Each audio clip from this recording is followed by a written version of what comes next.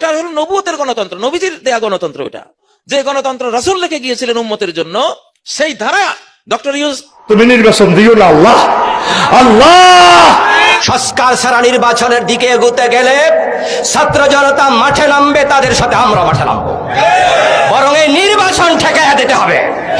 Doctor ইউনূসের মতো ব্যক্তি যদি বাংলাদেশের প্রধান উপদেষ্টা না হতেন, বিএনপির একজন লোকের নাম বলেন যিনি হলে এতদিন পর্যন্ত ভারত আপনাকে বরদাস্ত করতো, থাপ্পড় মেরে নামাই দিত। জামাতের কেউ থাকতে পারতেন না, চরমনার কেউ থাকতে পারতেন না। একটু ধৈর্য ধরেন। কয় বছর? 5টা বছর, 4 বছরই থাক। মোহাম্মদ ইউনূস দুই নবীর নাম নিয়ে আছে। ইউনূস সাহেবকে বলবো, নাস্তিক পশ্চিমাদের পাঁচাটা গোলামদেরকে আল্লাহ তোরে আরো বরকত দেখতে। ইউনূস ভাই, ও কাগা, আল্লাহ তোরে বরকত দেখ। ডক্টর ইউনূস কিয়ামত পর্যন্ত থাক। ইউনূস সরকার একটা নির্বাচিত সরকার, গণতান্ত্রিক সরকার। কিভাবে? নবীজি তারপরে কে খলিফা হবেন, নবী সাল্লাল্লাহু আলাইহি ওয়াসাল্লামের পরে কে রাষ্ট্রপ্রধান হবেন, তিনি একটা সূত্র দিয়ে গিয়েছিলেন, ওয়ায়াবাল্লাহু ওয়াল মুমিনুন ইল্লা আবু বকর। তোমরা দেখবে। আসসালামু আলাইকুম প্রিয় দর্শক শ্রোতা, ডক্টর ইউনূসকে নিয়ে নবীজি কি ভবিষ্যৎবাণী করেছিলেন, এবার কাজী ইব্রাহিম গুরুত্বপূর্ণ কথা বলেছেন। সাথে আরও অনেক আলেম ডক্টর ইউনূসকে নিয়ে এবার মুখ খুলেছেন। গুরুত্বপূর্ণ তথ্য আছে। আলেম সমাজ ডক্টর ইউনূসের সরকারকে কিভাবে দেখছেন, এটা জানা আপনার খুবই জরুরি। তাই সম্পূর্ণ ভিডিও জুড়ে থাকবেন বলে আশা করতেছি। চলুন ভিডিওতে বিস্তারিত দেখে আসি। একটা অটোমেটিক ঘটনা ঘটবে, আমার পরে কে খলিফা হবে আমি জানি, কিন্তু আমি তোমাদেরকে চাপিয়ে গেলাম না। আমি জানি আল্লাহ আবু বকরকে নেবেন, তোমরাও ইচ্ছে করে আবু বকরকে নিবা, এই জন্য আমার বলার দরকার নাই। আমি জানি এটা, উনি একটা আগাম প্রেডিকশন দিয়ে গেলেন। ঠিক তাই হলো। আবু বকর, উমর হাত বাড়ালেন, আবু বকর তুমি প্রেসিডেন্ট, খলিফা। সাথে জানা ছিল, হ্যাঁ ঠিক আছে, এত উত্তম মানুষ আর কে আছে আমাদের সমাজে। দেখতে দেখতে গোটা সমাজ মেনে নিল। ঠিক ইউনূসের ঘটনা তো এইরকম। ওটা হলো নবুয়তের গণতন্ত্র, নবীজির দেয়া গণতন্ত্র। ওটা তিনি জাতির উপর রেখে গেলেন, সেটা জাতি বাস্তবায়ন করলো। ইউনূস সরকারকে অনির্বাচিত সরকার কেমনে বলবো? ওটা সর্বোত্তম সর্বশ্রেষ্ঠ যে গণতন্ত্র রাসূল লিখে গিয়েছিলেন উম্মতের জন্য, সেই ধারা ডক্টর ইউনূসকে আমরা নির্বাচন করতে পেরেছি, আলহামদুলিল্লাহ। এটা আমাদের গৌরব। তুমি নির্বাচন দিও না আল্লাহ।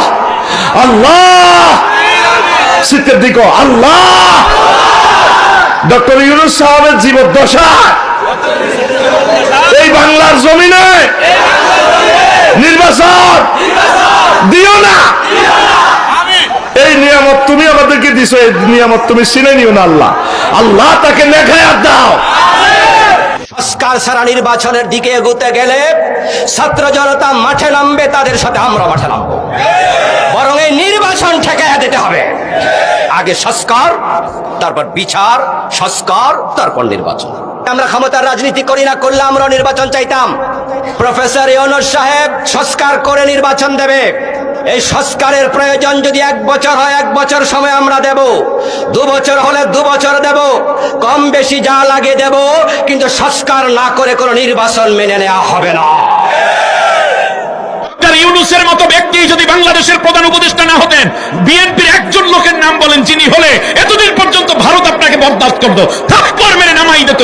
জামাতের কেউ থাকতে পারতেন না, চরমনার কেউ থাকতে পারতেন না, হেফাজতের কেউ থাকতে পারতেন না। ডক্টর ইউনূস বলেই বাংলাদেশ এখনো অক্ষত আছে।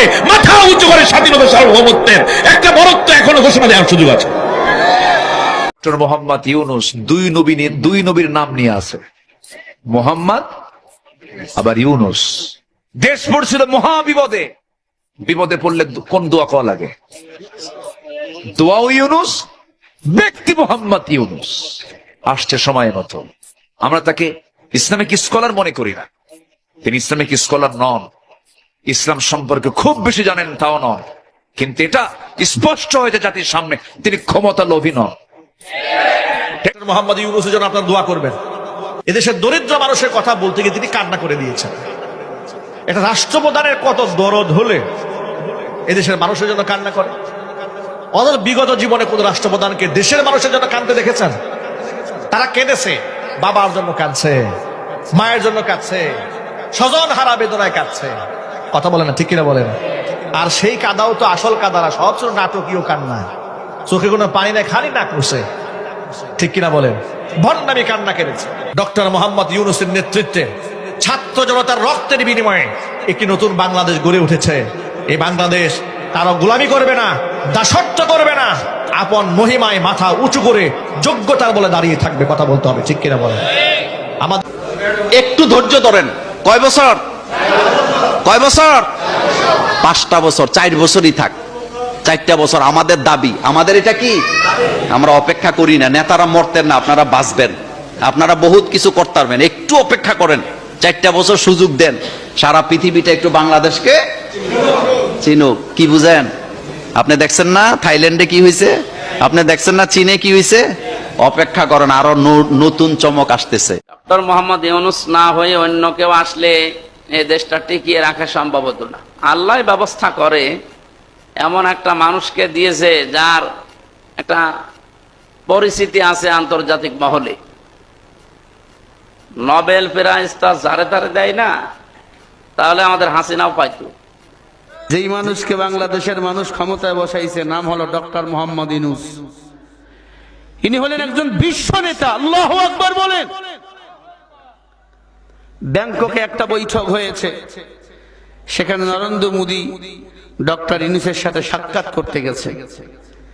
ডক্টর ইউনূস সাক্ষাৎ করবে, ডেট দিয়েছে, হ্যাঁ অমুক তারিখে সাক্ষাৎ করব। তার আগে বিশ্বের বড় বড় নেতাদের সাথে সফর করে এরপরে ব্যাংককে নরেন্দ্র মোদীর সাথে বৈঠক করতে গেছে। নরেন্দ্র মোদী আগে গিয়ে বইয়া আছে রুমের মধ্যে, বড় বড় সাংবাদিকরাও সেখানে বসে আছে।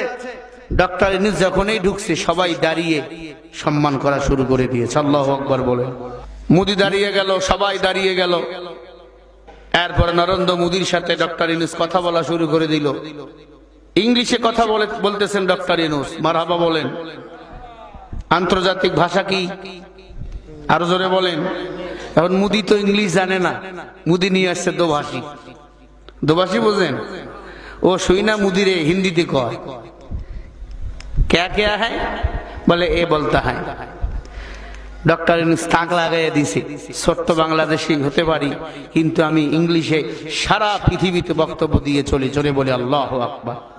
নির্বাচন পরে দাও, শুধুমাত্র ডক্টর ইউনূসরে 5 বছর যদি রাখা যায়, আমার কাছে মনে হয় 55 বছরের পিছিয়ে যাওয়া বাংলাদেশটা 100 বছর পর্যন্ত অগ্রগামী উনি নিয়ে যেতে পারবে, ঠিক কিনা? ডক্টর ইউনূস কাজ করতেছে সবই, কিন্তু একটু ধীর গতিতে হচ্ছে। আপনারা জানেন স্বৈরাচার হাসিনা যে অর্থনীতিকে পঙ্গু করে বাংলাদেশ থেকে পলায় গেল, ওই জায়গায় কোন সরকার যদি ভোট পায় ক্ষমতায় যাইতো, 6 মাস তারা টিকতে পারত না। আন্তর্জাতিক চাপে মানুষের ভিতরে এমন একটা বিদ্রোহ জ্বলে উঠতো, 6 মাসের মধ্যে তাকে পদত্যাগ করা লাগতো। জনগণ কথা ঠিক কথা বলেন, বুঝতে পারতেছেন না? আজকে যারা তাড়াতাড়ি ক্ষমতা নেওয়ার চিন্তা করতেছেন, ভাই বুঝতে পারতেছেন না যে দেশটা কোন জায়গাতে রেখে গেছে। মোহাম্মদ ইউনূসকে স্যালুট দেই, তিনি আজকে চীন সফরে গেছে, ফাইনাল খেলা শুরু করে দিয়েছে। আল্লাহু আকবার কর। ডক্টর ইউনূস গেছে চীনে, আর ভারতের ঘুম হারাম তাদের অন্তরের ভেতরে চিন করা শুরু করছে। কথা কর না কে? তার কারণ স্বৈরাচার হাসিনা পালিয়ে যাওয়ার পরে ভারত কম ষড়যন্ত্র করেনি, ডোনাল্ড ট্রাম্পের কাছে পর্যন্ত গেছে, কোনো কাজ হয়নি। ডক্টর ইউনূস এমন খেলা দিয়েছে, ভারত উপকার। আজকে তামাম পৃথিবীর 27টা দেশের রাষ্ট্রদূত বাংলাদেশে আসছে ডক্টর মোহাম্মদ ইউনূসের সঙ্গে আলোচনা করবে বাংলাদেশকে কিভাবে উন্নতি করা যায়। সুবহানাল্লাহ কোন। ডক্টর মোহাম্মদ ইউনূস বাংলাদেশ চালাচ্ছে। এই বছর আমরা যে ভালো আবহাওয়া পেয়েছি, এত ভালো আবহাওয়া গত 16 বছর পাইনি। কথা বল না কে? সাহেব আল্লাহ তারকে দীর্ঘ হায়াতের তাইয়্যিবা দান করুন। বলেন আমি, এবং যতদিন বেঁচে আছে আর মাথা শরীর ঠিক আছে, জবান ঠিক আছে, ততদিন ওই চেয়ারে রাখেন ওকে।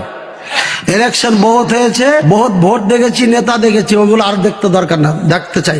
ওকে বসান, এই দেশ উন্নত হবেই হবে। ছাত্র ভাইরা তোমরা শক্ত হাতে দেশের দায়িত্ব বহন করো, তোমাদের সাথে আমরা আছি। আমরা সৎ নির্ভীক নেতা চাই, যারা দেশ ও জাতির কল্যাণে কাজ করবে। চোর বাটপারে গুন্ডাদের আমাদের দরকার নেই। এই যে দেখেন, কিছুদিন আগে আমাদের বর্তমান নেতা ডক্টর ইউনূস, উনি সব রাজনৈতিক নেতৃবৃন্দদেরকে ডেকেছেন একটা ইস্যুকে কেন্দ্র করে। তার মানে গোটা বাংলাদেশ এক হয়ে গিয়েছে। আমরা সবাই উদ্বেলিত হয়েছে, উচ্ছ্বসিত হয়েছে, ঠিক কিনা বলেন? রাজনৈতিক নেতাদেরকে ডেকেছেন উনি, আমরা এক হয়েছি। এরপরে ধর্মীয় অঙ্গনের যে লিডাররা, বিভিন্ন ধর্মের, শুধু মুসলিম না, সবাইকে ডেকেছেন, আমরা ঐক্যবদ্ধ হয়েছি। এটাকে বলে ন্যাশনাল ইউনিটি, জাতীয় ঐক্য। ডক্টর ইউনূসকে যদি 5 বছর আপনারা থাকতে দেন, আমাদের বিশ্বাস 55 বছরের পিছিয়ে পড়া বাংলাদেশকে 5 বছরে 100 বছর পর্যন্ত টেনে নিয়ে যেতে পারবে ডক্টর ইউনূস। এজন্য কেউ যখন কোনো ভালো কাজ করবে, হোক সে আমার দলের না, হোক সে আমার মতের না, কিন্তু দেশের জন্য, সমাজের জন্য, রাষ্ট্রের জন্য যদি ভালো কাজ করে, তার ভালো কাজটাকে সাপোর্ট দেওয়ার দরকার আছে না নাই?